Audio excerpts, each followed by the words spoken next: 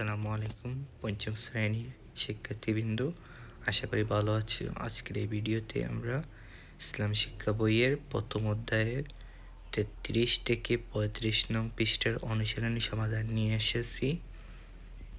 1 নম্বরে রয়েছে সঠিক উত্তর। তো প্রথম সঠিক উত্তর হচ্ছে, সৃষ্টি জগতের শৃঙ্খলা থেকে আমরা কি বুঝতে পারি?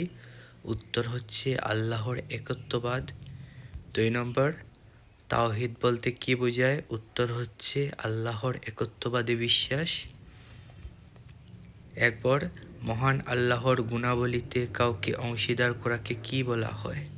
উত্তর হচ্ছে শিরক। এরপর কোনটি হজের ফরজ? উত্তর হচ্ছে ইহরাম বাঁধা। এরপর সালাতে কখন তাশাহুদ পড়তে হয়? উত্তর হচ্ছে দ্বিতীয় ও শেষ রাকাতে। এরপর দোয়া কুনুত আমাদের কি শেখায়? উত্তর হচ্ছে সহযোগিতা ও সহমর্মিতা। এরপর সালাতের ওয়াজিব কয়টি? উত্তর হচ্ছে 14টি। এরপর কোন কাজ করলে রোজা ভেঙে যায়? উত্তর ইচ্ছাকৃতভাবে পানাহার করলে। অর্থনৈতিক বৈষম্য দূর করার জন্য আমরা কোন ইবাদত করব? যাকাত আদায়। হামজা বর্ণটি কোন স্থান থেকে উচ্চারণ করতে হয়? এর উত্তর হচ্ছে কণ্ঠনালীর শুরু থেকে। এরপর রয়েছে শূন্যস্থান। এক ও অদ্বিতীয় আল্লাহর আদেশে সৃষ্টি জগৎ সুশৃঙ্খলভাবে চলে। সালাতের ফরজ কাজগুলোকে আহকাম ও আরকান বলে। যাকাতের মাধ্যমে দরিদ্র ও অভাবী মানুষের সহায়তা প্রদান করা হয়। সাওম পালনের মূল উদ্দেশ্য হলো তাকওয়া অর্জন করা। কণ্ঠনালীর মধ্যভাগ থেকে আইন উচ্চারণ করতে হয়। এরপর 3 নম্বরে রয়েছে ডান পাশ বাম পাশ অর্থাৎ মিলকরণ। আমি উত্তরটা একটু বলে নিচ্ছি। কাউকে আল্লাহর সাথে সমতুল্য মনে করাকে শিরক বলে। তাশাহুদ পাঠ করার মাধ্যমে সালাত আদায়কারী মহান আল্লাহর মহিমা ঘোষণা করে। প্রাপ্তবয়স্ক সুস্থ ও সামর্থ্যবান মুসলিম নর-নারীর প্রতি জীবনে একবার হজ করা ফরজ। প্রত্যেক ভাষার বর্ণমালার একটি নির্দিষ্ট উচ্চারণ রীতি রয়েছে। পবিত্র কোরআনে বিশুদ্ধভাবে তেলাওয়াতের জন্য গুনাহ সম্পর্কে জানা প্রয়োজন। এরপর 4 নম্বরে রয়েছে শুদ্ধ অশুদ্ধ নির্ণয়। প্রথমটা, সালাতে প্রত্যেক রাকাতে সূরা ফাতিহা পাঠ করা ওয়াজিব, এটি শুদ্ধ। এরপর মোনাজাতের মাধ্যমে মহান আল্লাহর কাছে নিজের চাহিদা প্রকাশ করা যায়, শুদ্ধ। বিশুদ্ধভাবে কুরআন শেখা আমাদের সামাজিক দায়িত্ব, অশুদ্ধ। যাকাত আদায়ের মাধ্যমে আত্মার পরিশুদ্ধি লাভ হয়, শুদ্ধ। হজ অর্থের শুদ্ধিকরণ বোঝায়, অশুদ্ধ। হরফের উচ্চারণের স্থানকে মাহরাজ বলে, শুদ্ধ। এরপর 5 নম্বরে রয়েছে সংক্ষিপ্ত প্রশ্ন। আমরা সৃষ্টি জগতের শৃঙ্খলা দেখে মহান আল্লাহ সম্পর্কে কি জানতে পারি? উত্তর, আমরা জানতে পারি যে মহান আল্লাহ এক ও দ্বিতীয়। তিনি সর্বশক্তিমান ও সৃষ্টি জগতের সুশৃঙ্খল নিয়ন্ত্রক।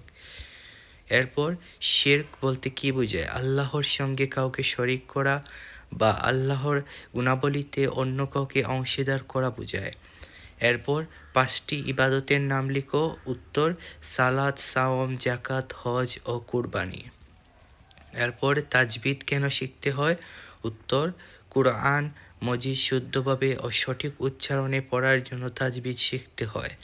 এরপর হজের 2টি ফরজের নাম লিখো। উত্তর, ইহরাম বাঁধা ও আরাফায় অবস্থান করা। এরপর আরবি 29টি হরফ কয়টি স্থান থেকে উচ্চারিত হয়? উত্তর, 5টি স্থান থেকে। এরপরের প্রশ্ন, কোন স্থান থেকে কফ উচ্চারণ করতে হয়? উত্তর, জিহ্বা, গুড়া ও নরম তালুর সংযোগস্থল থেকে। এরপর রয়েছে বর্ণনামূলক প্রশ্ন। ক নম্বর প্রশ্ন, একই নিয়মে চলে এরূপ 5টি সৃষ্টি সম্পর্কে বর্ণনা করো। উত্তর, আল্লাহ তাআলার নির্ধারিত নিয়মে সৃষ্টি জগৎ পরিচালিত হচ্ছে। যেমন সূর্য নির্দিষ্ট সময়ে উদয় ও অস্ত যায়, চাঁদ তার নির্ধারিত কক্ষপথে ঘুরে, দিন ও রাত পর্যায়ক্রমে আসে, ঋতু পরিবর্তন হয় নির্দিষ্ট সময়ে এবং মানুষের জন্ম, বৃদ্ধি ও মৃত্যু আল্লাহর বিধান অনুযায়ী ঘটে। এসবই সৃষ্টি জগতের শৃঙ্খলার প্রমাণ। এরপর প্রশ্ন, একত্ববাদের ব্যাখ্যা দাও। উত্তর হচ্ছে, একত্ববাদ বলতে বোঝায় আল্লাহ এক, অদ্বিতীয় ও অতুলনীয়। তিনি ছাড়া কোনো উপাস্য নেই। সৃষ্টিকর্তা, পালনকর্তা ও নিয়ন্ত্রক হিসাবে একমাত্র আল্লাহই ক্ষমতার অধিকারী। তার সঙ্গে কাউকে শরিক করা যাবে না। এ বিশ্বাসই একত্ববাদ। এরপরে প্রশ্ন, সাওমের তাৎপর্য বর্ণনা করো। উত্তর হচ্ছে, সাওম বা রোজা ইসলামের একটি গুরুত্বপূর্ণ ইবাদত। এর মাধ্যমে মানুষ সংযম, ধৈর্য ও আত্মশুদ্ধির শিক্ষা লাভ করে। রোজা মানুষের মধ্যে আল্লাহ ভীতি সৃষ্টি করে এবং গরিবের কষ্ট অনুভব করার সুযোগ দেয়। এরপরের প্রশ্ন, জাকাতের গুরুত্ব সম্পর্কে একটি অনুচ্ছেদ লিখো। উত্তর, জাকাত ইসলামের একটি ফরজ ইবাদত এবং সামাজিক ও অর্থনৈতিক ভারসাম্য রক্ষার অন্যতম মাধ্যম। জাকাতের মাধ্যমে ধনীদের সম্পদ পবিত্র হয় এবং গরিব, অসহায় ও দুস্থ মানুষ উপকৃত হয়। এটি সমাজের ভ্রাতৃত্ববোধ ও সহমর্মিতা বৃদ্ধি করে এবং অর্থনৈতিক বৈষম্য দূর করতে সহায়তা করে। এরপর হজ সম্পর্কে আলোচনা করো। উত্তর, হজ ইসলামের 5টি স্তম্ভের একটি। নির্দিষ্ট সময়ে ও নির্দিষ্ট স্থানে নির্ধারিত নিয়মে হজ পালন করা হয়। এটি সামর্থ্যবান মুসলমানদের উপর জীবনে একবার ফরজ। হজ মানুষের মধ্যে ত্যাগ, ধৈর্য, শৃঙ্খলা ও ভ্রাতৃত্ববোধ জাগ্রত করে এবং বিশ্ব মুসলিম উম্মাহর ঐক্যের প্রতীক। এরপরের প্রশ্ন, বাস্তব জীবনে কুরবানি ত্যাগের শিক্ষা সম্পর্কে একটি অনুচ্ছেদ লিখো। উত্তর, কুরবানি আমাদের ত্যাগের মহান শিক্ষা দেয়। বাস্তব জীবনে এই শিক্ষা অনুসরণ করে আমরা স্বার্থপরতা ত্যাগ করে অন্যের কল্যাণে কাজ করতে পারি। আল্লাহর সন্তুষ্টির জন্য নিজের প্রিয় বস্তু ত্যাগ করাই কুরবানির মূল শিক্ষা। এরপরে প্রশ্ন, গুনাহর প্রকারভেদের একটি তালিকা তৈরি করো। উত্তর হচ্ছে, 1, গুনাহে কবিরা অর্থাৎ বড় গুনাহ।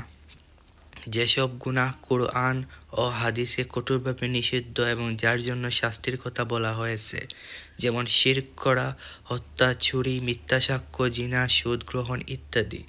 2, গুনাহে সগীরা, ছোট গুনাহ। যেসব গুনাহ তুলনামূলকভাবে ছোট এবং তাওবা ও নেক আমলের মাধ্যমে মাফ হয়ে যায়। উদাহরণ, অহেতুক কথা বলা, ছোটখাটো মিথ্যা, অসতর্ক দৃষ্টি, সামান্য গীবত ইত্যাদি। এরপরে প্রশ্ন, কুরবানি ত্যাগের মহিমায় উদ্ধত হয়ে তোমার করণীয় সম্পর্কে লিখো। উত্তর, কুরবানির ত্যাগের শিক্ষা থেকে উদ্ধত হয়ে আমাকে আল্লাহর আদেশ মান্য করতে হবে, অন্যায় ও পাপ কাজ থেকে বিরত থাকতে হবে এবং সমাজের অসহায় মানুষের পাশে দাঁড়াতে হবে। নিজের স্বার্থ বিসর্জন দিয়ে সত্য ও ন্যায়ের পথে চলাই আমাদের প্রধান করণীয়।